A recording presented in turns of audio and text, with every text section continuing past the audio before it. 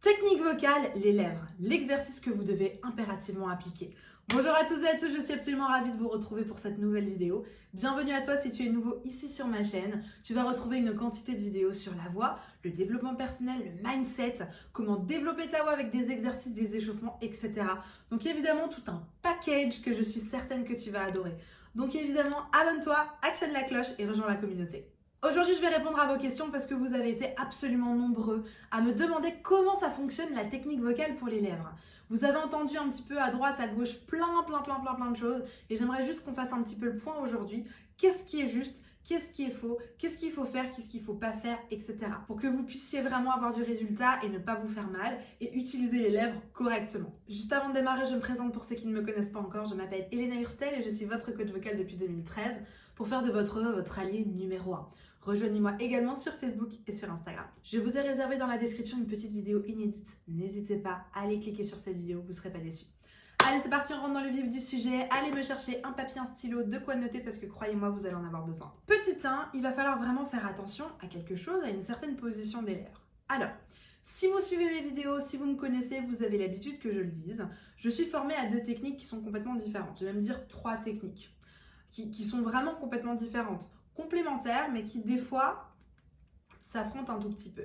J'ai été formée à l'école de Richard Cross en 2015, de laquelle je suis diplômée depuis 2015, et je suis également formée à la technique CVT, Complete Vocal Technique de Copenhague.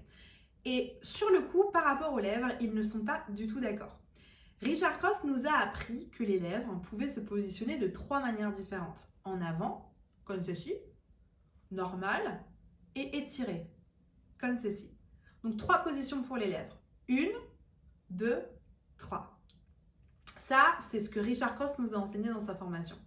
À la CVT, il existe, si vous connaissez un tout petit peu, je vous mets la vidéo de la CVT juste ici, il existe donc dans leur organigramme, dans leur présentation de la méthode, les 3 principes fondamentaux. Ces 3 choses-là qui sont vraiment fondamentales pour éviter la fatigue vocale, mais surtout pouvoir vous permettre d'avoir un socle vraiment stable pour vous permettre de chanter ce que vous voulez d'une manière saine.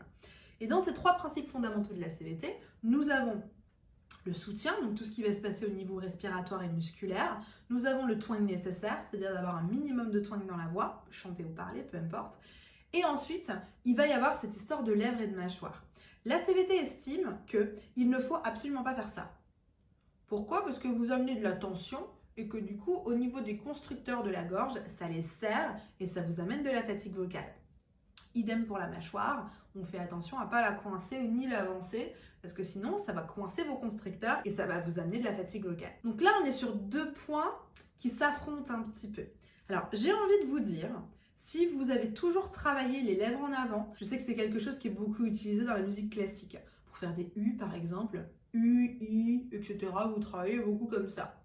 Bon, si c'est quelque chose que vous faites depuis longtemps, qui fonctionne, vous n'avez jamais eu de fatigue vocale, ça se passe toujours bien, fantastique, gardez-le, il n'y a pas de souci. Gardez peut-être juste dans un coin de votre tête une petite ampoule allumée pour vous dire attention, attention, potentiellement, cette position des lèvres, ça peut vous faire mal. Gardez juste cette conscience-là, mais sinon, si ça vous fait pas mal, on le laisse. Et ensuite, si vous n'avez jamais travaillé sur les lèvres, j'ai pas envie de vous faire travailler ça. Moi, en tout cas, je prends le parti de la CVT, de dire que j'irai pas vous l'installer parce que ça fait partie de leurs 3 principes fondamentaux et que potentiellement ça peut vous déclencher de la contraction et donc de la fatigue vocale, donc j'irai pas le faire. Donc ce qui est de la technique des lèvres, on va regarder aujourd'hui exactement en quoi ça consiste, mais je voulais déjà rétablir ça. Si vous ne l'avez jamais mis en place, n'avancez pas les lèvres. On va éviter ça pour éviter de créer de la tension au niveau du visage. La deuxième chose très importante, c'est que donc la technique des lèvres fait partie de ce qu'on appelle les sound colors. Les sound colors, vous ne savez pas ce que c'est, je vous mets la vidéo juste ici. Les sound colors, c'est simplement l'appellation que la CVT a faite de, de la couleur du son. Les paramétrages de son, de la résonance, du timbre, etc. Ils ont appelé ça les sound colors. La couleur de son, voilà, si on traduit de manière textuelle. Donc les lèvres font partie de ces sound colors. Et en fait, le but des lèvres et le but de la mobilité des lèvres est simplement de pouvoir créer un son plus clair ou un son plus sombre.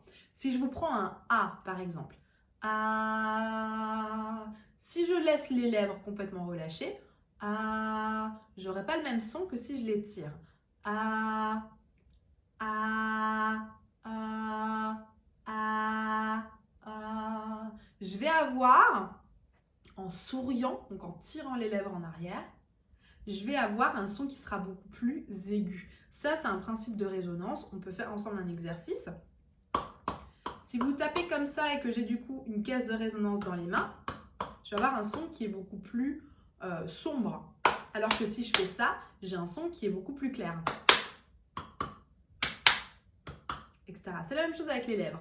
Le fait de les relâcher, ça nous permet d'avoir un petit espace en fait. Alors que quand je les tire, on enlève l'espace qu'il y avait pour la résonance.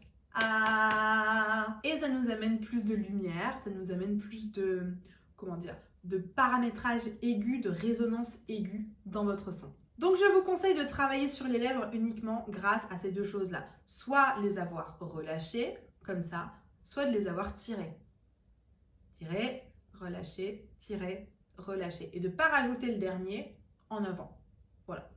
On n'en garde que de relâcher, tirer, relâcher, tirer. N'hésitez pas à liker cette vidéo si vous l'appréciez et si vous apprenez quelque chose. Je vous propose qu'on fasse ensemble un petit exercice pour mettre ça en place, pour que vous puissiez le sentir et vous entraîner. On va partir d'ici sur un A et on va simplement d'abord les relâcher, les tirer et les relâcher. On fait un aller-retour. Relâcher, tirer, relâcher. On y va. 3, 4 et A, A, A.